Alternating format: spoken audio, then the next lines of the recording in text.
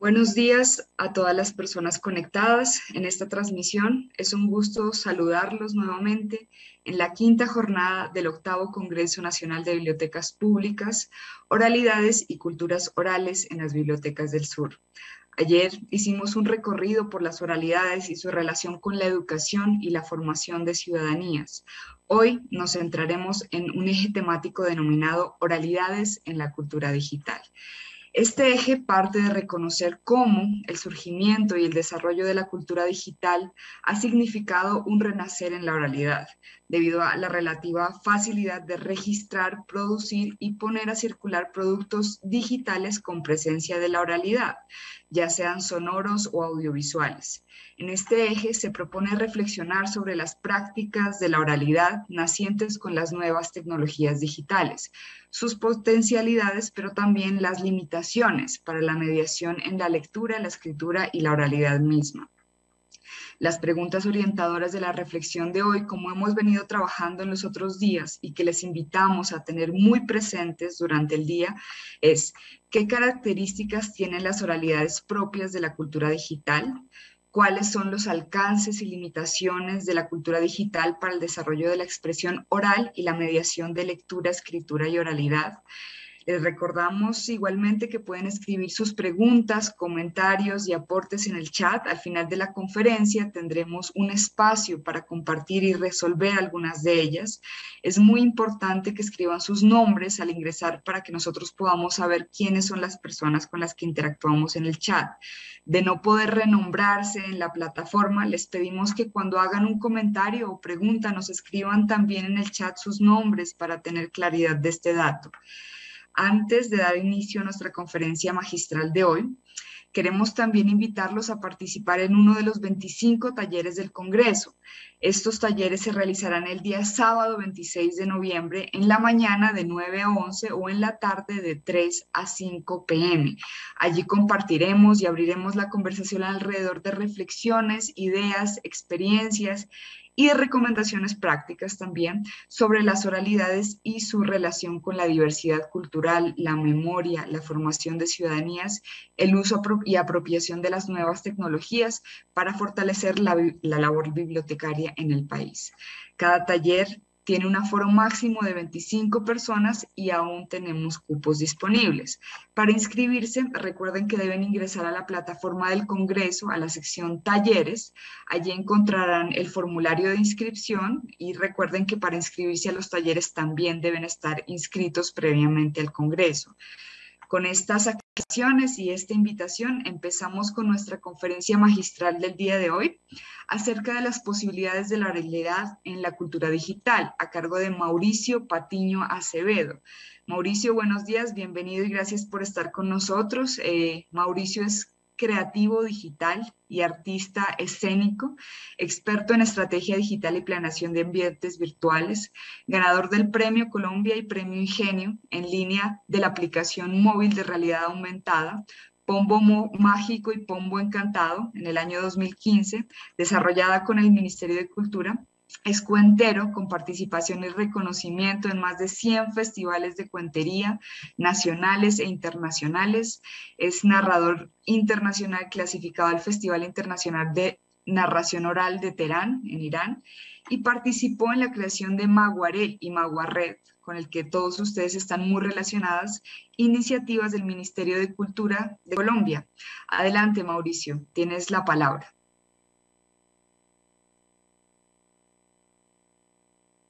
Bien, pues muy buenos días, Valeria, primero que todo, muy buenos días a todas, a todos. Yo creo que saludando en un escenario como un Congreso Nacional de Bibliotecas Públicas, yo me siento como, me estoy imaginando en estos momentos ingresando en un auditorio y desde la tribuna diciendo, ¡Hey! ¡Oh, hey! ¿Cómo estás? ¡Oh, todo bien! ¿Qué más? ¿Cómo vas? Porque en realidad, creo que es un ámbito, por aquí, me perdonarán si escuchan cada tanto una voz un poco infantil, que es mi sobrino Isaac que anda por acá. Sí, señor, estoy por ahí. Sí, señor. Ajá. Sí, sí, vaya pues que lo está viendo en todo el país. Quería saludar diciendo que me siento como con amigos, es decir, que por el lado del Ministerio de Cultura y la Biblioteca Nacional nos hemos encontrado, o como narrador de pronto he resultado visitando esas bibliotecas en el territorio, en Cauca, por ejemplo. Y no sé si hay alguien de la biblioteca Guanacas, una biblioteca absolutamente preciosa por allá en medio de la selva y todo esto. Pues quiero aprovechar esta mañana y esta posibilidad de encuentro alrededor de unos temas que la verdad me gustan un montón. Es decir, aquí se están reuniendo 3 temas que es más o menos lo que voy a querer hacer esta mañana, y es compartir con ustedes mis puntos de vista sobre la confluencia de estos 3 temas, que son las oralidades, la cultura digital y las bibliotecas. Digamos que mi experticia como narrador, o sea, como artista escénico, es decir, como persona que constantemente está no solamente desde la promoción de la lectura, sino los discursos orales con personas en diferentes lugares del territorio y de diferentes instancias. Por un lado, como comunicador, entendiendo la cultura digital, los entornos digitales, sus usos, sus potencialidades, sus riesgos también, ¿cierto? Porque, por ejemplo, en el caso de Maguaré, muchas personas lo saben, que nosotros estábamos allá planteados como, listo, vamos a irnos con toda en la cultura digital, en medios digitales, pero esto es primera infancia y tenemos un montón de alertas, ¿cierto? Entonces, desde la cultura digital estábamos creando, pero digamos, con la conciencia de los riesgos que también tiene. Y desde el otro lado, de las bibliotecas, es más como desde la apropiación social, es decir, lo que he tenido de experiencia en estrategias nacionales, de Comisión de la Verdad, Viajeros del Pentagrama y Maguaré, que son 2 estrategias nacionales del Ministerio de Cultura, de la apropiación social del conocimiento. O sea, como ese énfasis ahí de cómo decantamos cosas que están, digámoslo, o lejanas de lo público, es decir, lejanas de la gente, y cómo desarrollamos metodologías para acercar a la gente y empoderar a las personas. Eso es un poco como el énfasis de las 3 cosas de las que quiero hablar esta mañana. En esa sucesión, en la misma sucesión en la que les acabo de hablar, primero quiero hablar sobre hipertextualidad, es decir, unas ideas generales sobre aspectos de la cultura digital, digamos, de cómo la podemos entender, y a partir de eso aprovecharla mucho más desde la biblioteca. Luego quiero hablar de unas precisiones puntuales sobre la oralidad y la cultura digital, es decir, como algunos apuntes muy específicos sobre cómo se impacta o qué transformaciones tiene, o también potencialidades específicas que veo en la oralidad. Y luego, para ampliar la oralidad, pero ya en una aplicación, pues voy a pasar a aterrizarlo, digamos, a las bibliotecas. ¿Cómo desde una biblioteca, utilizando o, digamos, sintonizándose con la cultura digital, se puede potenciar procesos de expresión? En este caso, abro un poquito más el concepto, no me quedo cerrado solamente en la posibilidad de las oralidades, aunque es nuestro énfasis, sino que, ya que es transversal este tipo de aplicación, pues quisiera también expresarlo en términos de expresión, que nuestro énfasis y lo que ustedes van a seguir trabajando hoy durante el día está relacionado con oralidad, pero no quiero dejar esta oportunidad, digamos, para limitar el alcance de eso que quiero decir, que se puede generar desde las bibliotecas, aplicando la cultura digital solamente a la oralidad, sino que se entienda que además de la oralidad también es para otras, digamos, expresiones, por así decirlo. Pues para un poco estar al tono de la cultura digital, quiero decirles que las ilustraciones que van a ver en esta presentación fueron creadas, digamos, por mí y por un robot, ¿cierto? Son ilustraciones de inteligencia artificial. Es decir, yo me demoré un minuto en generar esta imagen. No lo hice yo, ¿cierto? Lo hizo un robot. Pero apalancado en las plataformas digitales de hoy, yo le dije a un robot, por favor, constrúyase bajo un estilo estético que yo le sugerí y bajo unos elementos, unos prompts, por así decirlos, una imagen que refleje un concepto que tengo yo, y es, en este caso, el de un orador, ¿cierto? La oralidad dirigiéndose a una cultura de masas. Eso es la sugerencia estética que nos arroja un robot al sugerirlo eso. Es decir, yo potencio mi labor y mi comunicación para ustedes hoy a través de esta imagen que refleja lo que quiero decir, gracias a la ayuda de la inteligencia artificial. Entonces quiero como un poco empezar por ahí. Ahora ya sí vámonos, como digamos, al tema que queremos tratar, pues.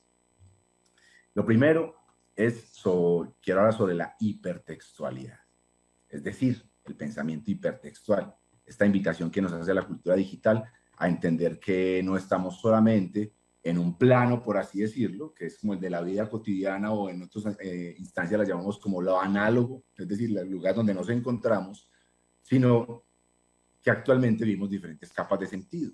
Es decir, que el hecho de que exista un diálogo global que sucede en diferentes instancias, en Internet, no, me hace a mí invitarnos a todos a decir que entendiendo esta lógica actual, que entendiendo ese funcionamiento de esa lógica actual y sus aplicaciones, podemos nosotros tener un empoderamiento. Es decir, antes de tratarlo como enemigo o desde el desconocimiento, entender que si desde la instancia en la que estemos, sea la personal o sea la institucional, como sería la de una biblioteca, pues entender el pensamiento hipertextual actual nos ayuda a aprovecharlo, a explotarlo. Voy a desarrollar un poco esas ideas. Primero, como hacia la izquierda, quiero decirles que hoy en día, o sea, como traer esta idea acá para que la tengamos en mente, y es que la realidad hoy en día es una mezcla, ¿cierto? De varios planos. Primero es lo que sucede en nuestros entornos físicos, es decir, que acaba de amanecer, que hoy está haciendo este clima, que mi sobrino vino acá a saludar lo que estaba sucediendo, es decir, lo que me estaba pasando acá, pero a la vez lo que me escribieron anoche en el chat, lo que leí esta mañana en Twitter, lo que está opinando Colombia sobre un tema hoy en las redes sociales, lo que está pasando en el mundo. Es decir, hoy en día no solamente impacta o hace parte de la realidad aquello que yo veo explícito y al lado mío en mi experiencia, digámoslo, terrenal, sino que además ya el diálogo que está sucediendo en Internet hace parte de nuestra vida, de nuestra cotidianidad. Entonces yo invito a una postura desde el entendimiento de eso, de saber que no es excluyente si yo decido estar en una realidad o en otra, sino que nuestra realidad compleja de hoy se compone de los actos que hacemos en la presencialidad y se complementa y dialogan incluso entre los dos con los actos, digamos los virtuales, que igual son actos, ¿cierto? Yo escribirle a una persona y decirle hola, nos está simulando la realidad de un saludo. Escribir te mando un abrazo, casi que a las personas les está haciendo sentir lo caluroso de la presencia de un amigo, así esté a kilómetros de distancia. Entonces, nuestra experiencia sensorial, digámoslo así, y de vida actual, está impactada por elementos que no están aquí en lo físico, sino que suceden en el plano de lo digital. Otra forma de decir esto es que sostenemos conversaciones paralelas. No solamente ya estoy hablando de la realidad que vivimos y cómo la asimilamos, sino que entonces de esa misma manera entender que nuestro diálogo, es decir, nuestra comunicación sucede en diferentes esferas. No solamente en este plano, sino que a la vez puedo tener diferentes niveles de conversación. Por ejemplo, con Valeria acá podemos tener una conversación directa hoy de saludarnos y respondernos, pero si nos siguiéramos en Twitter y ella hubiera respondido algunos de mis tweets y yo algunos de los de ella, quisiera decir que hoy en día tenemos dos relaciones, la directa aquí de ella como maestra de ceremonias y yo como exponente, y a la vez ese otro tema que estamos desarrollando en Twitter. Así hoy, saludándonos, no hagamos referencia a él, pero no implica que no haga parte de nuestra realidad. Pero mira que eso sucede aquí en el celular, por allá en Twitter. Aún así, impacta, digámoslo así, la próxima vez que nos saludemos y nos vayamos a dar un abrazo, lo que hablamos en Twitter. Entonces, para resumir un poco eso que acabo de decir, esta frase que ustedes están viendo desde el principio, el múltiple cambio de paradigmas que conlleva la era de la información, es decir, desde los 80s a hoy, que teníamos un tipo de información que era unidireccional, que nos llegaba por la radio, por la prensa o por la televisión en una sola vía, han cambiado tanto la forma de hacer que también implica cambios en nuestro paradigma de relacionarnos frente al mundo. Y si eso lo tomamos desde un punto de vista de adición, más que de sustracción, es decir, de entenderlo y asimilarlo, más que de verlo como extraño y alejarme de él o decidir si debo dejar de ser yo para hacer eso, ¿cierto? Como si fuera una decisión excluyente, que o soy una biblioteca o estoy en la cultura digital, ese o excluyente, yo invito a que lo reformulemos. Más bien a, como dice aquí la frase, sumar capas de sentido según los diversos diálogos que superponemos. Es decir, no pensar en TikTok como un enemigo de la biblioteca que me está quitando lectores, sino entender a TikTok como otro lugar en el que la biblioteca puede existir, lo que es muy distinto. Lo que estamos haciendo ahí es adición. Si existe otra capa de sentido, en vez de yo sentirme rival de ella, aprendo a entender cómo yo también puedo ser en esa capa de sentido. Digamos que la capa inicial de sentido de una biblioteca es la estructura, el edificio, ¿cierto? El lugar físico de la biblioteca. Esa es una biblioteca. Al una biblioteca, abrir una cuenta de TikTok, de Twitter, de Facebook, de Instagram, ya hay, digámoslo así, otro piso, ¿cierto? El edificio es un poco más complejo, solo que esa nueva edificación no es física, es digital. Digamos que nosotros en nuestro intelecto podemos terminar de construir la idea de que esa biblioteca que, digamos, en mi comunidad tiene 3 habitaciones y un salón principal, si empieza a haber luego un espacio de encuentro virtual, yo puedo imaginarme un cuarto, ¿cierto? Un cuarto piso para esa biblioteca, o un piso adicional para esa biblioteca, pero que sucede, digamos, no desde lo físico, sino que se materializa en plataformas digitales. Entonces, ¿a qué apelo?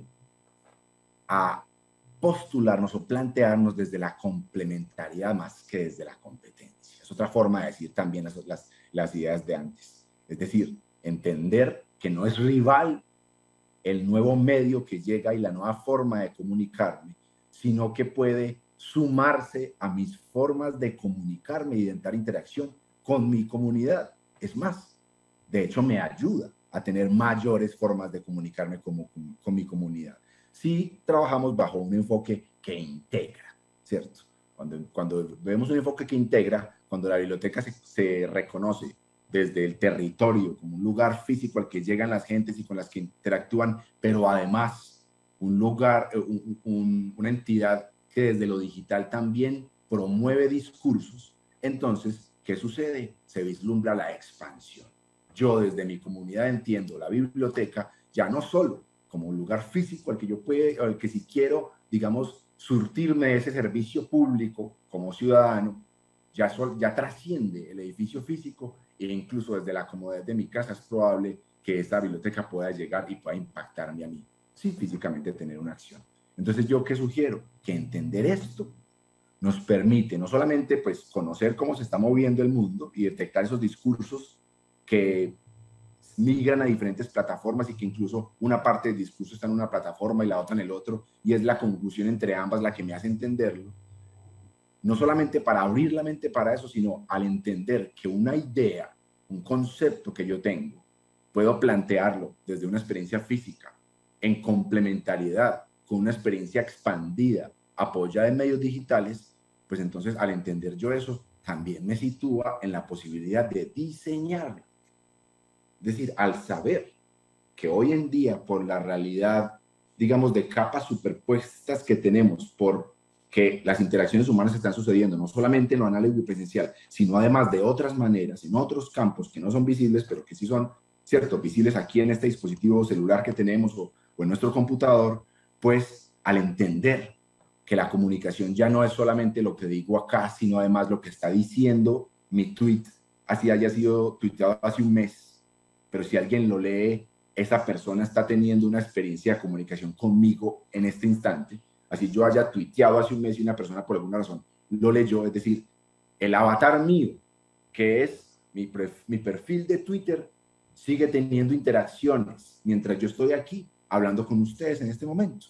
Entonces, entender esa expansión de nuestra posibilidad, pues nos permite maniobrar entonces a partir de ella. Entonces, es una de las ideas con las que quiero abrir para que a partir de ahí ya nos enfoquemos en cómo aterrizamos la oralidad. Y hay otro concepto puntual del que quiero hablar a propósito de la hipertextualidad, es decir, el pensamiento hipertextual me refiero a la conectividad, ¿cierto? A que una narración hoy en día no es lineal, sino que podemos llenarla de sentido apoyándonos en otras cosas. ¿Cuál es la mejor materialización de lo hipertextual? Pues con su palabra literal, cuando vemos un hipervínculo, cuando en Internet, en un entorno digital, estamos leyendo un párrafo y alguna de las palabras está subrayada porque me lleva a un vínculo a otra parte, eso quiere decir que ese párrafo está enriquecido, ¿sí o qué? No es solamente la información que me está dando, sino que dentro de ese párrafo, ya que tenemos la posibilidad de los sistemas digitales, hay una unidad de sentido más grande a la que yo puedo acceder si así lo decido. Porque ese párrafo que me acaban de compartir alguien en un entorno digital ya no tiene solamente la información de las palabras que lo contienen, sino que además, por incluir un hipervínculo, es decir, el enlace hacia otra plataforma donde puedo complementar esa información, este párrafo es hipertextual, por lo tanto, tiene un nivel mayor de profundidad. Eso es la unidad mínima básica, que es el párrafo. Pero si este mismo pensamiento lo aplicamos de manera, digamos, sistémica a el acontecer estratégico de toda una entidad, pues imagínense el impacto que eso puede tener. ¿Listo? Bien, entonces, para cerrar el tema de la hipertextualidad, pues quiero ir directamente a un tema que sí o sí sucede cuando nos relacionamos con medios digitales y cuando accedemos a la autopista de información que es el Internet, y es el conocimiento libre y el software libre. ¿Qué pasa? No es solamente unas plataformas que nos permiten a nosotros tener un tipo de interacciones, como Facebook, que me permite a mí tener un perfil con el que tengo contactos y a interactuar con ellos, publicar cosas y que ellos lo vean y hacer lo mismo con lo de los otros, armar grupos y comunidades y compartir información. No es solamente eso, esas plataformas que hoy están existiendo, sino que además, digamos, que están sintonizados en la cultura digital, es también sintonizarlos en el conocimiento libre y en la circulación de ese conocimiento libre. Es decir, por un lado, la consulta y consumo de todo ese conocimiento libre que está en Internet, porque es una de las mayores filosofías de Internet, el compartir conocimiento libre, sino también pensarnos en una lógica de gestión del conocimiento para hacerlo libre, es decir, para sumarnos a ese diálogo global que está sucediendo en Internet. ¿Y cómo? Pues qué mejor que reconociendo lo que tengo en la región. Como Marshall McLuhan nos lo dice con el diálogo global y la aldea global. Seamos locales para poder ser globales. ¿Qué mejor manera para una biblioteca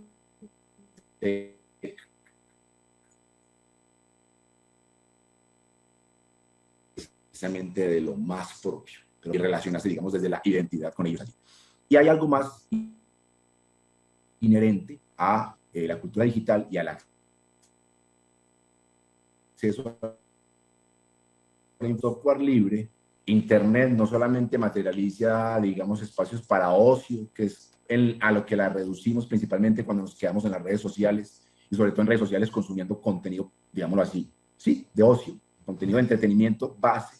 Digamos que es el 2% de lo que está en Internet, ¿cierto? Instagram, TikTok, Facebook, Twitter son uno de los pedacitos de Internet completa.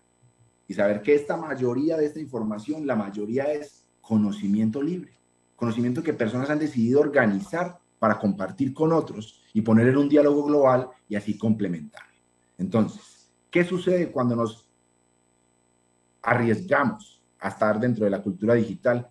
Pues que empieza a suceder en la comunidad a la que impactamos, que democratizamos la creación de contenidos de calidad. Porque por un lado la gente está accediendo a conocimiento, es decir, se está dotando de cosas que no conocía antes, ya que pudo tener acceso a la información en Internet, y a la vez está accediendo a herramientas que de otra manera antes era imposible acceder.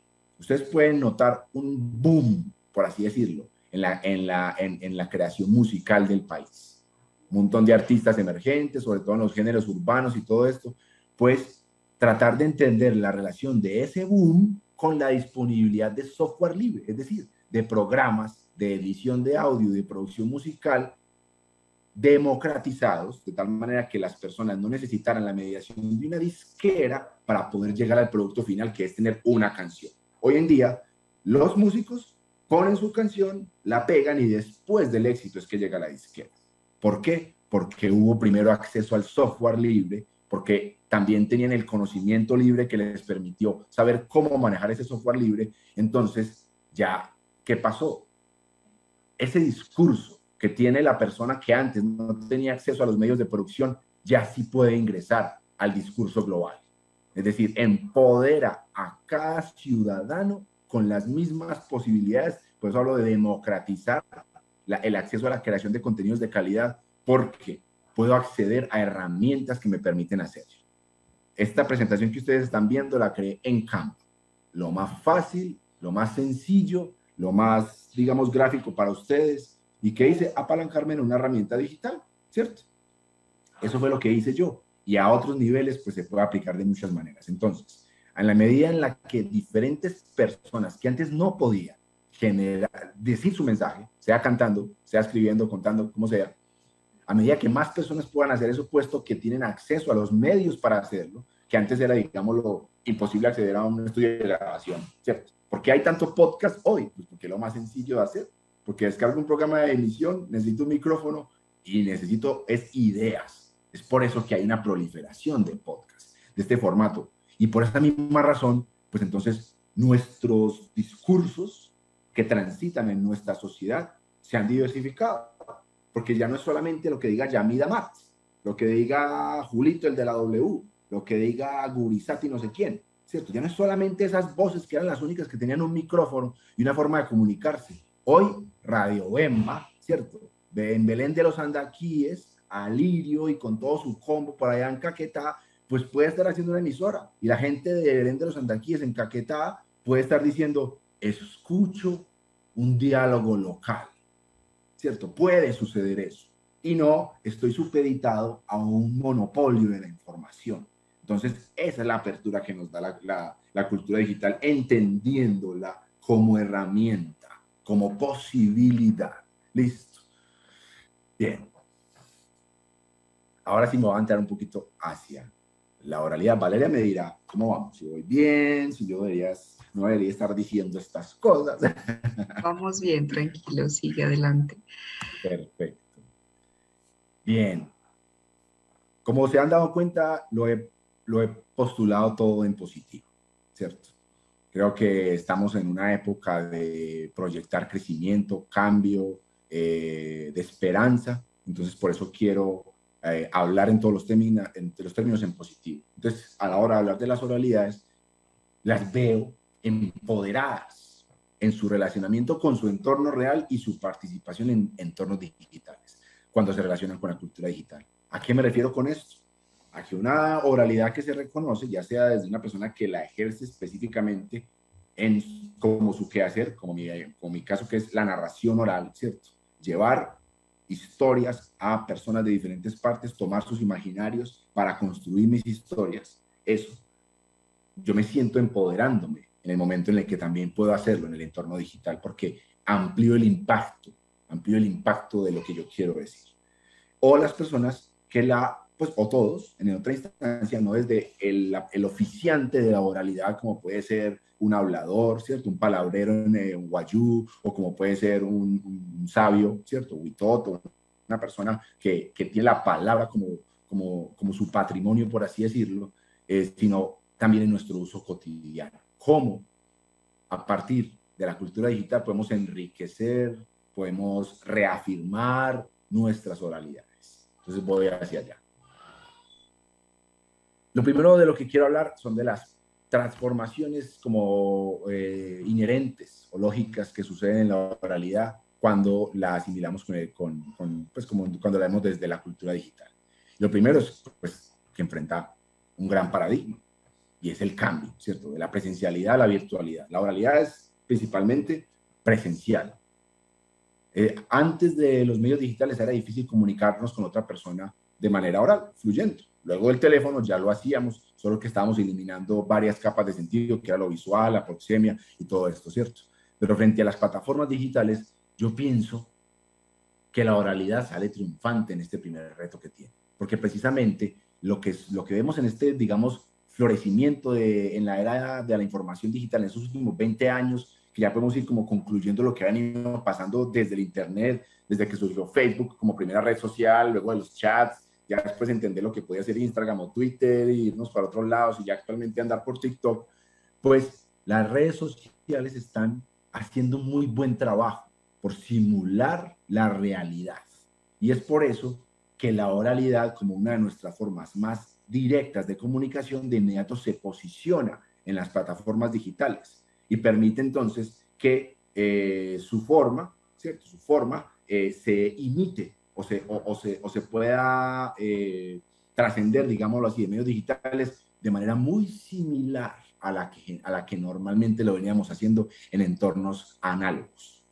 ¿Qué pasa con esto? Y lo vemos como resultado de eso, que de inmediato en Internet, más que el sitio web muy exitoso de esa empresa o de esa institución, lo que vemos son personas sobresalientes. Y a propósito de las redes sociales, pues esta sociedad lo resultó llamando influencers. ¿Y qué eran?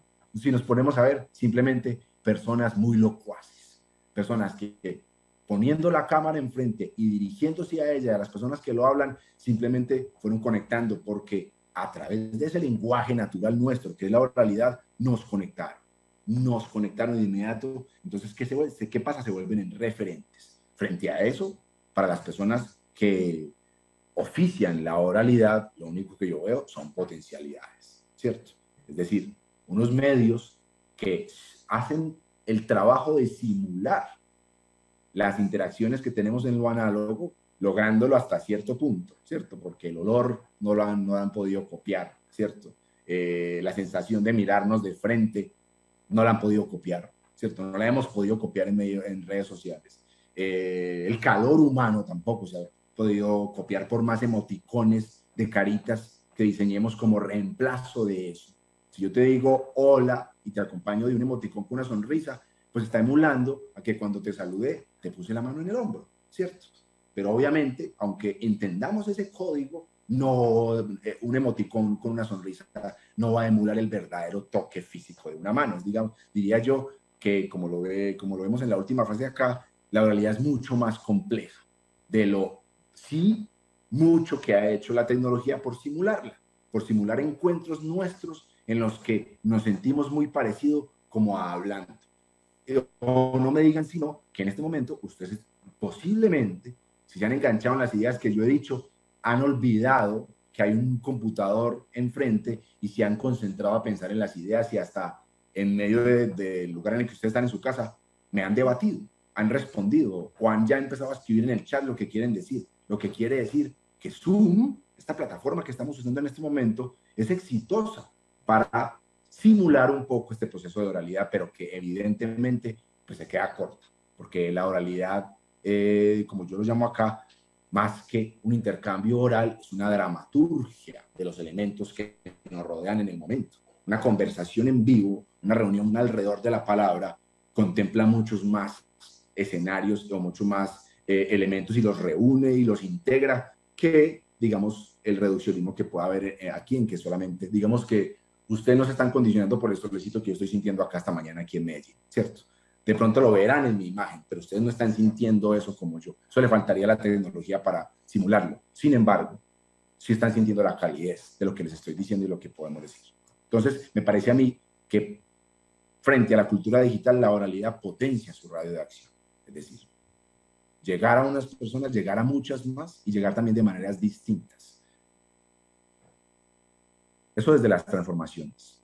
Con respecto a los impactos que puede tener la oralidad y el surgimiento de la cultura digital, quiero decir inicialmente, pues, que sucede un intercambio de influencias entre lo virtual y lo análogo. Es decir, obviamente, lo virtual de la primera fuente de donde toma referencia para hacer es desde la vida cotidiana.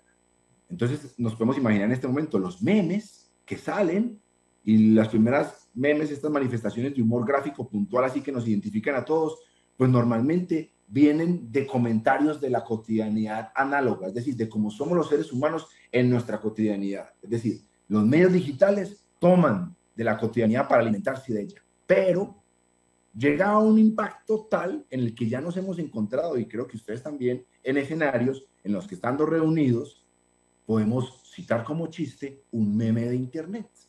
Es decir, comienza la narrativa de Internet, que ya se hace una especie de diálogo, una especie de un lugar de diálogo entre todos, a impactar también lo análogo.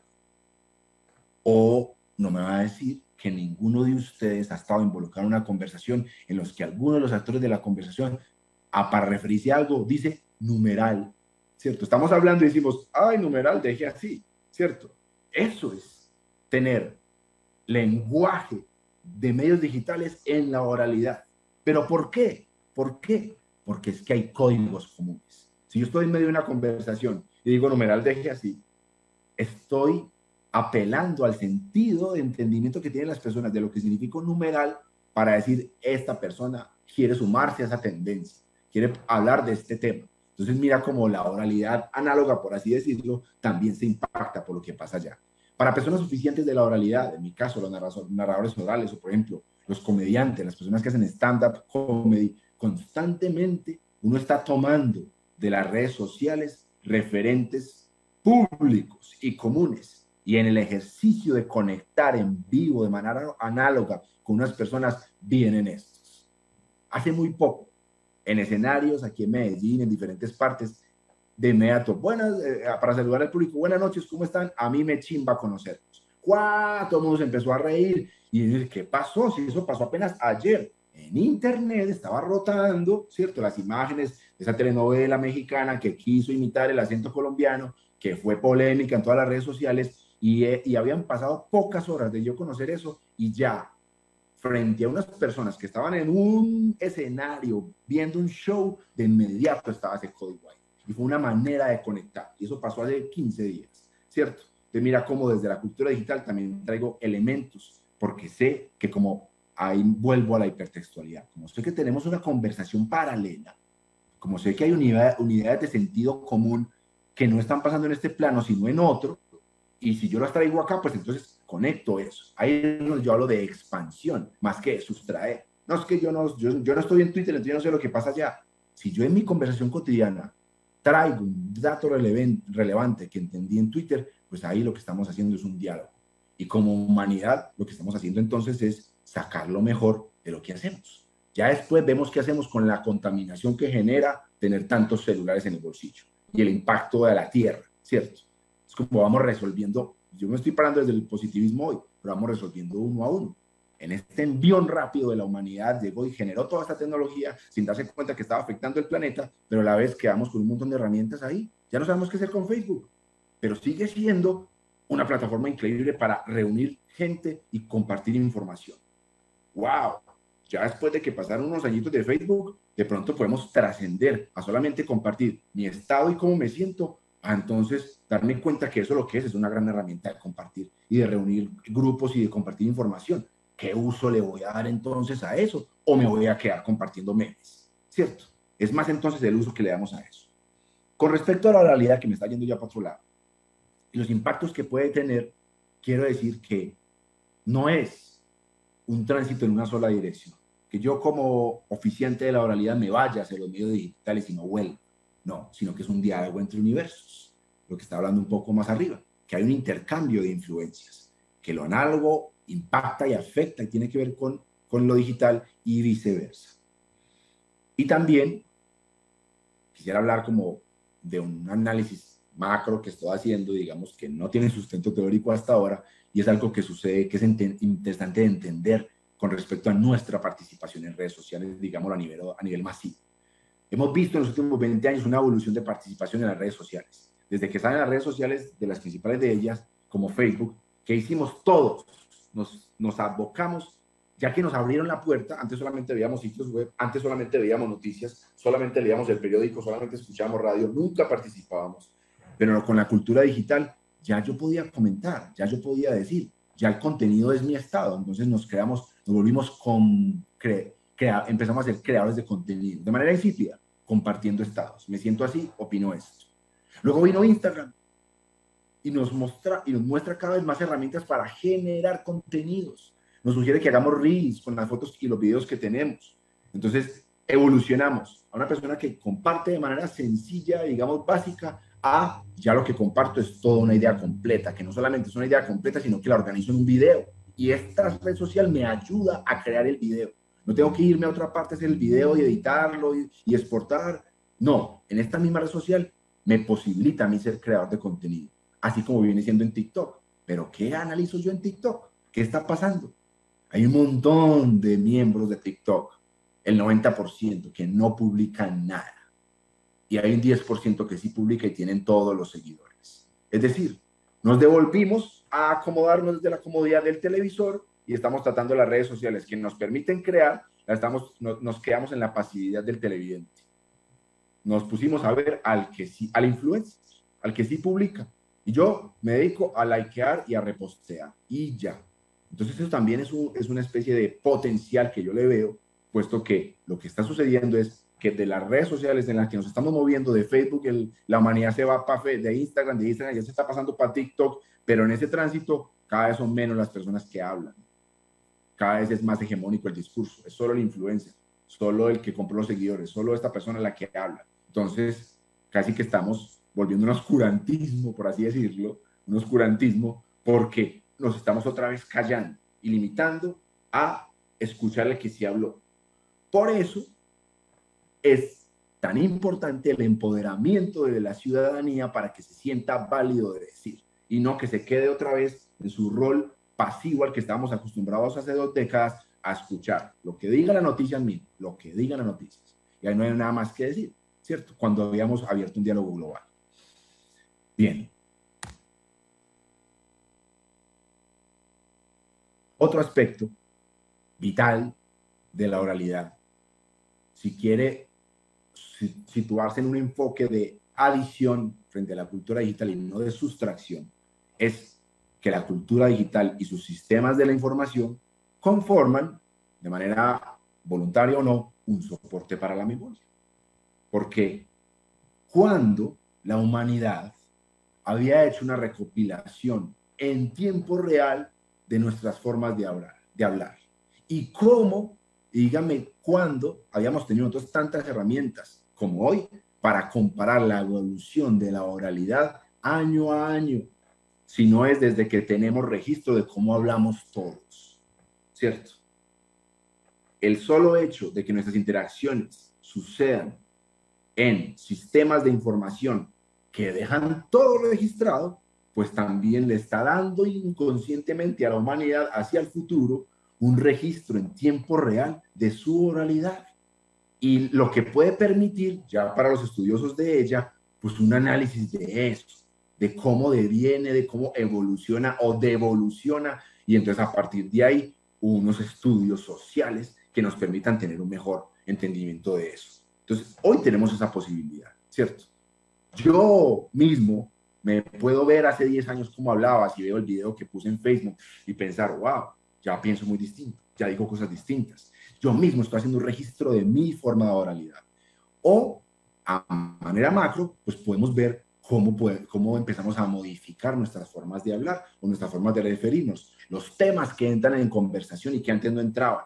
No en vano, ya que hay posibilidad de decir en los últimos años, es que han entrado en boga y en, digamos, en el acervo público las marginalidades, las especificidades. Se han hecho visibles las discriminaciones, por ejemplo.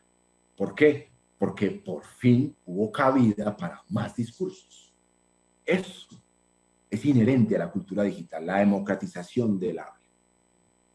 Y qué más que para potenciar la memoria, puesto que se vuelven plataformas para divulgar y reivindicar procesos de memoria, no solamente como para registrarlos. Entonces vámonos a eso de lo que acabo de hablar y de lo que está pasando hoy desde las bibliotecas, ¿cierto? ¿Por qué centro todo mi énfasis allá? O sea, digamos, toda la charla va hacia la biblioteca, porque yo considero que todas estas aplicaciones de explotar la proliferación de discursos gracias a la maximización o potenciación de la oralidad a partir de plataformas digitales, pues necesita un mecanismo, necesita un activador, necesita un dispositivo. Y ese dispositivo que empodera, que media entre la tecnología y la comunidad, en este caso, pues creo que las bibliotecas están cumpliendo ese papel, porque según lo que he visto en la Red Nacional de Bibliotecas Públicas, el trabajo con promotoras, con promotores, pues hace mucho rato en Colombia estamos pensando en la biblioteca más allá de un lugar que reúne libros, sino como un centro de gestión del conocimiento y de, digamos, ¿cierto? De cohesión social. Entonces, bajo este énfasis, vislumbro múltiples posibilidades de las bibliotecas como gestoras de una ciudadanía con acceso al conocimiento, no solamente en este caso en los libros, sino en esas otras 1000 bibliotecas que pueden tener adentro, por eso el hecho de tener una conexión a Internet, y también por el acceso a medios de creación que dan lugar a mecanismos de expresión. Porque es que en una biblioteca, un computador con Internet no es solamente un mundo que entra, sino que un computador con Internet también genera salidas, es decir, creación de contenido, la posibilidad de la expresión. ¿Cómo? Voy a mostrarles aquí unos puntos desde los que yo considero que esto se materializa. Muy rápido porque ya casi entramos a la parte de las preguntas. Entonces, las bibliotecas ancladas en la cultura digital las veo como que pueden construir escenarios para el diálogo en doble vía, es decir, ese sentir que podríamos decir de hoy en día, y es aportar a la conversación global desde nuestro quehacer.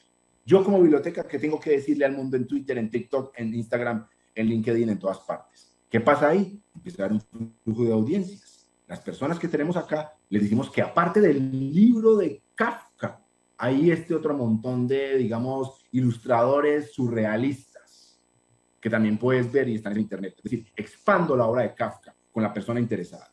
O a las personas que están allá, las traigo a la biblioteca, ¿cierto? Hay un flujo de audiencias. A los virtuales los traigo a la biblioteca los saco al mundo que hay allá en Internet. Entonces, y obviamente ahí hay cambios en la interacción a la hora de cambiar el formato. Si estamos acostumbrados a hacer, digamos, foros con los escritores presenciales, hacerlos virtuales no nos va a permitir compartir el tinto.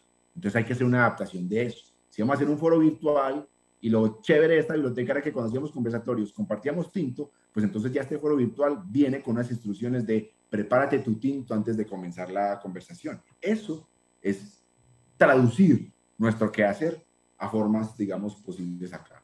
Y en las redes sociales, yo considero que hay, así como lo decía con la oralidad, hay un intercambio mutuo. Es decir, lo que está sucediendo en las redes sociales tiene que ver con lo que pasa en la biblioteca, y lo que pasa en el lugar es digno de contarse en las redes sociales. También veo a la biblioteca como una posibilidad de crear entornos virtuales, escenarios de encuentro, intercambio y construcción. ¿Por qué? Pues porque las plataformas digitales nos permiten eso. Si una biblioteca explota el computador que tiene con un programa de edición y abre una franja los martes a las 2 de la tarde para editar audio, ya ese computador tiene una funcionalidad más, y es por una herramienta que tienes gracias al código libre. Entonces, se pueden empezar a explotar nuevos formatos de interacción con las personas en la biblioteca, que sean relevantes para la comunidad. Si lo que le interesa a la gente es el audio, pues entonces yo utilizo eso del software libre que me permite la cultura digital. Y por ejemplo, también puedo ampliar el espectro de impacto de la biblioteca. ¿Qué tal una biblioteca que va hasta la casa de todos para hacer pijamadas de cuentos? ¿Cómo? Pues vía streaming. Entonces la gente ni siquiera tiene que desplazarse, no tiene que salir de su vereda para ir hasta la biblioteca, sino que con la posibilidad de la conexión a Internet, eso es un limitante de nuestro país, pero yo como biblioteca me puedo plantear estar para acompañar a las niñas y niños a la hora de dormir con esta historia sin tener que desplazarme allá. ¿Cómo? Pues utilizando las plataformas digitales. ¿Qué puede suceder también? Entender que toda la información que esté ahí se conecta con la que yo tengo, entonces puedo expandir mis colecciones. Ya este libro no es solamente este libro es este libro más estos otros recursos virtuales que lo acompañan y complementan. Entonces mira cómo se puede enriquecer el acervo que ya está ahí y abrirlo mucho más. ¿Qué pasa también al ser una biblioteca un centro que me permite acceder a mí a la cultura digital? Pues que se acelera y aumenta el impacto de la alfabetización, porque pues proporciona acceso a Internet y así a todo ese acervo y mar de conocimiento colaborativo que hay, y porque también una biblioteca como ¿cierto? Desde la organización de la información, pues puede hacer una curaduría de ese conocimiento libre disponible. ¿Qué tal una curaduría colectiva entre las 1.400 bibliotecas públicas y tener un acervo de recursos públicos gratuitos en diferentes temáticas que están en Internet, ¿cierto? Por la especificidad e interés de cada biblioteca lo pueden hacer, y luego reunir eso, y lo que se vuelve es un directorio gigantísimo de recursos públicos, de acuerdo a los intereses de mis visitantes. ¿Qué implica eso? Una gestión del conocimiento, crear contenidos, es decir, la biblioteca crear contenidos para enseñar a su comunidad y pues hacerlos llegar a ellos, y es decir, eso implica unas acciones de administración de la comunidad. para que la gente se entere que eso está y lo apropie y lo use. ¿Qué más puede suceder? Que la biblioteca con esto, al abrirle la puerta al conocimiento a las personas, pues que incurre, por así decirlo, en apropiación social del conocimiento. ¿Por qué? Pues porque entonces aparecen respuestas a qué hacer con la alfabetización. Luego de yo entender cosas, de inmediato cambia mi ciudadanía. Ya tuve acceso a más información, entonces me apropio del conocimiento. Entonces, ¿a dónde paso? A un individuo que ya tiene la posibilidad de expresarse. Y luego expresarse, pasar a la acción. Una biblioteca puede generar un cineforo puede generar un corto o una película, ¿cierto? Crece el empoderamiento, porque existen escenarios para la expresión. En la biblioteca yo puedo decir lo que quiero, porque allá hay una herramienta que me permite hacerlo. Ilustré y le conté a mi comunidad mi percepción del mundo a través de la imagen, porque lo pude hacer con una herramienta digital. Entonces, en ese asunto, pienso yo, cambia la ciudadanía, porque como ya empieza no a haber la imposición de los discursos, sino que hay espacio para que el discurso individual fluya, está la plataforma para poder hacerlo, estuvo el conocimiento para yo contextualizarme y entender que yo quería ser vegano, y yo no lo sabía hasta que leí sobre el veganismo, ¿cierto? Ya puedo empezar a generar conciencia sobre el vegetarianismo en mi comunidad. Entonces aparece la contracultura. Por el acceso a la información y la mezcla de eso con la realidad de mi comunidad, de inmediato algo tiene que aflorar de allí. Y con el empoderamiento, pues se detona el cambio social. ¿Por qué? Porque ya esa expresión que hubo, esa expresión que hicieron las personas en diferentes lenguajes estéticos, a partir de la oralidad, de la imagen, ¿cierto? De cualquiera, pues empieza ya a tener un impacto, eso que me invitaron a pensar. Cuando Alexis Play y Nidia Góngora y estos otros cantantes del Valle deciden crear una canción sin que se la vale ninguna disquera y salir a preguntar quién los mató, ¿cierto? Cuando ellos preguntan quién los mató con los chicos del Valle, esa masacre que hubo, cuando esa canción llega a personas, nos hace a nosotros en realidad preguntarnos quién los mató, ¿cierto? ¿Quién mató a esos niños y por qué? Pero fue por la posibilidad de crear esa canción, por los medios independientes que tuvieron ellos para hacerlo, para grabar, ¿cierto? Y para podernos mostrar. Entonces, eso se empieza a hacer evidente. El hecho de que una persona haya podido decir eso en un lenguaje estético me impacta a mí como sociedad. Entonces, entran nuevos discursos al ruedo, ¿cierto? Y empieza a activarse el cambio de mentalidades.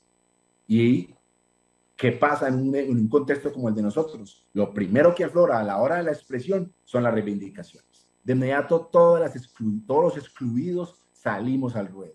Todas nuestras exclusiones y reivindicaciones, lo que no podíamos decir, es lo primero que decimos, ¿cierto? Por eso apenas hay un medio de producción, de inmediato se dice, amigo, preguntamos, ¿quién los mató? Es lo primero que queremos decir, ¿cierto? Porque ya somos individuos empoderados. ¿Por qué? Porque primero que todo nos informamos, tuvimos acceso al conocimiento, tuvimos acceso a medios de expresión y a mecanismos de participación, que entre lo análogo y lo digital se pudieron lograr. Incluso veo posibilidades de defensa del territorio. Sí, amparada en la cultura digital, se abre la posibilidad de los discursos y el discurso de las comunidades empieza a ser relevante y entra dentro del acervo cultural que comparte una biblioteca. Eso, de entrada, es validar a la comunidad que está ahí. No solamente es interesante las letras que vienen desde Europa, sino el conocimiento que tenemos en este lugar. Por lo tanto, cobra relevancia el territorio, el mismo territorio en el que se está. No solamente porque por procesos de memoria se accede a la información, sino que tal porque se empiezan a enriquecer las colecciones con el conocimiento local. ¿Y cómo va a salir el conocimiento local? Pues de un podcast que grabó con mi comunidad, de un video que hicimos, de esos dibujos que hicimos, ¿cierto?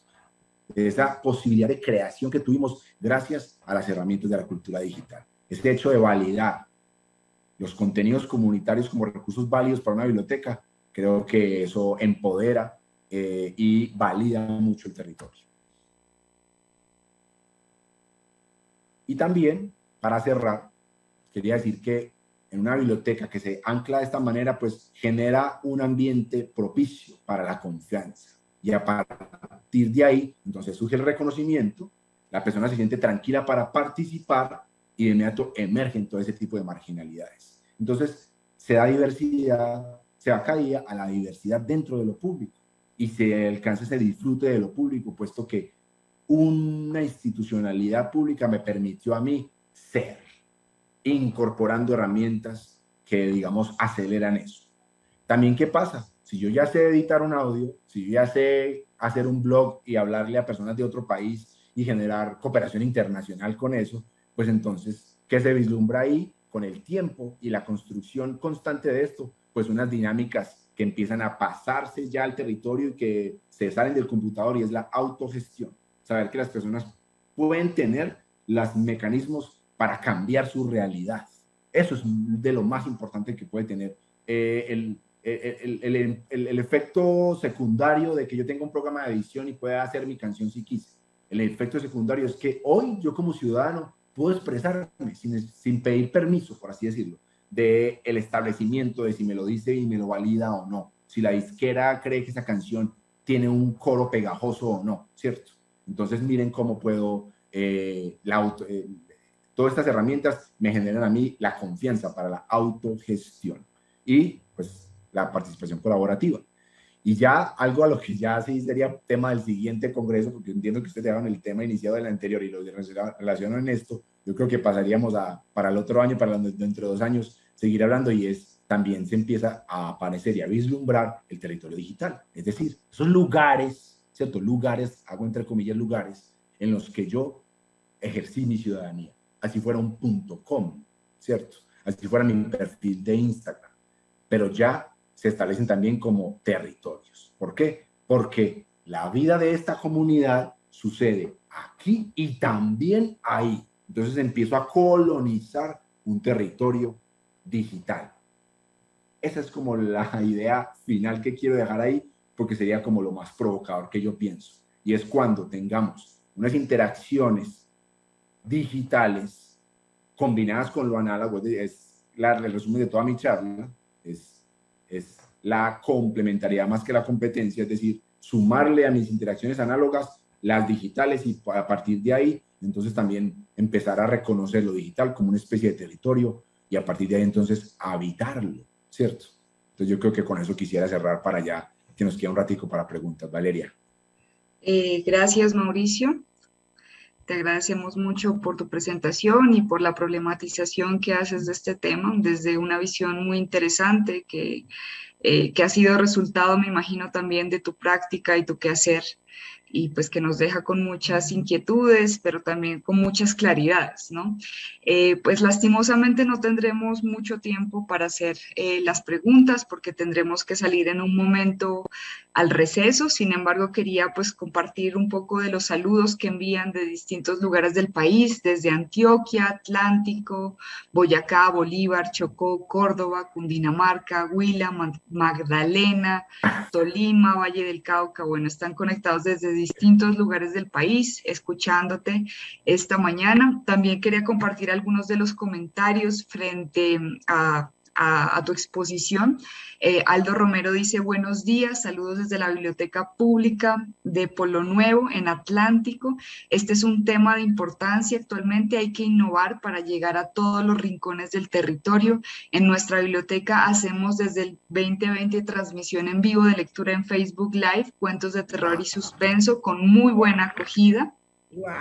Laura Barón, por otro lado, nos dice: saludos desde la Biblioteca Municipal Álvaro Cepeda Zamudio, en Galapa, en Atlántico también. A ponernos en contexto del mundo virtual nos permite expandir nuestras fronteras orales y sociales, algo esencial para el trabajo en bibliotecas públicas. Nancy, por otro lado, nos dice: con lo que mencionas, es clave reconocer ese lenguaje popular para conectar a la gente. A veces se asocia la conversación de las bibliotecas públicas en redes sociales con el hablar bien, expresarse bien, pero creo que ese lenguaje no genera cercanía y riñe pues con un poco con lo anterior. Hay algunas preguntas que realizaron, pero pues lastimosamente no podremos abordarlas en este momento, sin embargo las vamos a profundizar más en el panel que tendremos a continuación. Entonces nuevamente Mauricio, te agradezco enormemente por tu presentación, creo que hemos recibido muy buenos comentarios, una muy buena acogida de este tema, pues de la profundización de este tema. Ahora pues les damos un receso de 30 minutos y les recordamos que retomaremos la jornada a las 10:30 para abordar el panel Creación de contenidos digitales para la educación y la cultura. Aquí podremos abordar algunas de las preguntas muy interesantes que surgieron después de esta conversación con Mauricio. Muchas gracias. Vale, a ustedes muchas gracias por la participación. Como una idea última, y es el diseño centrado en el usuario. El diseño centrado en el usuario es planear las estrategias, no bibliotecocentristas, sino lectocentristas, ¿cierto? Si se piensa las cosas y de inmediato cambia la forma de hacer todo. Vale, muchas gracias.